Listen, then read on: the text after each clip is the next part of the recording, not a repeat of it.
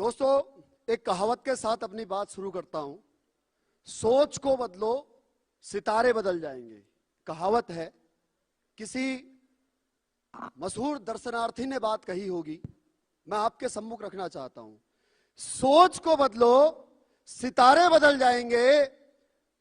नजर को बदलो, नजारे बदल जाएंगे। कश्तियां बदलने की आवश्यकता नहीं मेरे दोस्त। मैं कहना चाहता हूं एसएलपीएस वेलनेस के फाइटर से, कंपनियां बदलने की आवश्यकता नहीं है मेरे दोस्त। दिशाओं को बदलो तो किनारे बदल जाएंगे। साथियों, नाम बीएस भंडारी, मूलतः उत्तराखंड का वासी हूं। हाल फिलहाल जयपुर में सेटल्ड हूं। 18 साल भारतीय सेना में रहकर के देश सेवा की। नौकरी करते करते मुझे अपॉर्चुनिटी मिली। नेटवर्क मार्केटिंग के प्रति मैं इतना नेगेटिव था,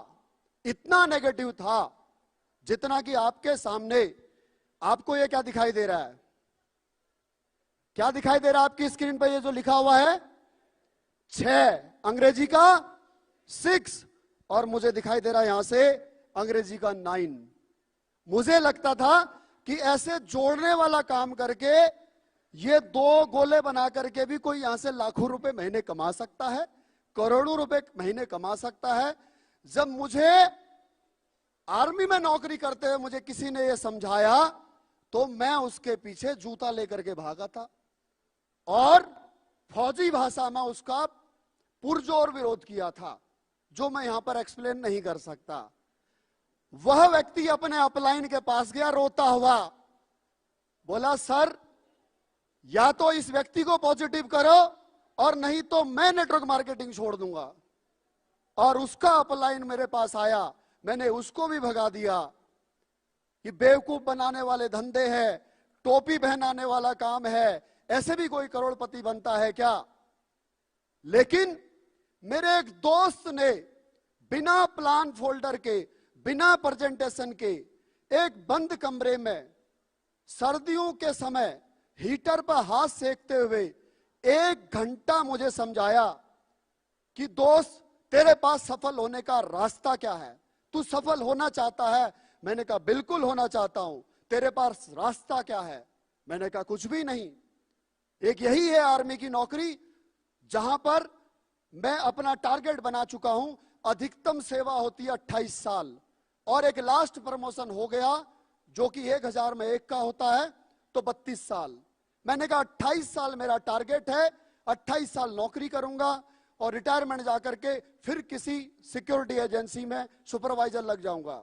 यही मेरा टारगेट है। मैं इसी पर फोकस्ड हूं और उसी के लिए समर्पित होकर के 100% नहीं 200% काम कर रहा था, अपना बेस्ट दे रहा था। पढ़ा लिखा सिर्फ 12वीं पास, 16.5 साल की उम्र में, तो 2 ही मेरे पास नॉलेज थे, या तो किताब का था और या फिर फौज का था। नेटवर्क मार्केटिंग या ये बाहर की दुनिया मेरे लिए ऐसे ही थी जैसे तालाब के मेंढक के लिए होती है। लेकिन पैसा जरूरी था, सफलता चाहत थी, बेसिक नीड्स पूरा करना था। जब उसके लिए अपॉर्चुनिटी आई तो सबसे पहले दोस्तों मैंने इस बिजनेस के प्रति अपना नजरिया बदला कि नहीं यार, हर चीज जो सामने से दिख रही है वो खराब नहीं हो सकती। खराब हो सकता है हमारा सोचने, हमारा नजरिया कि हम कैसे उसे सोचते हैं। तो सबसे पहले मैं खुद पॉजिटिव हुआ इस काम को लेकर के। इंसान किसी भी काम से नफरत क्यों करता है ये मुझे समझ में आया। या होती है उसकी मानसिक परिकल्पना। जब इंसान किसी चीज से मोहब्बत करता है तो उसे उसमें सिर्फ अच्छाइयां नजर आती हैं, और जब किसी से नफरत करता है तो उसमें कमियों के सिवा उसे कुछ नजर नहीं आता। तो मेरे लिए भी यह उसी लोमड़ी की तरह था जिसके लिए अंगूर खट्टे थे, तो मैं भी तब तक यही बुराई करता था।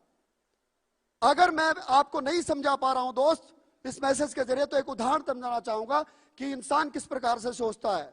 मैं कैसे सोचता था, अगर चाय में मक्खी गिर जाए तो हम चाय फेंक देते हैं, और मां कसम अगर घी में मक्खी गिर जाए तो हम मक्खी फेंक देते हैं। इज इट ट्रू और नॉट? तो ऐसी ही मेरी सोच थी, मैं भी उतना ही नेगेटिव था जितने नेगेटिव आज इस डायरेक्ट सेलिंग को लेकर के हमारा पूरा देश है।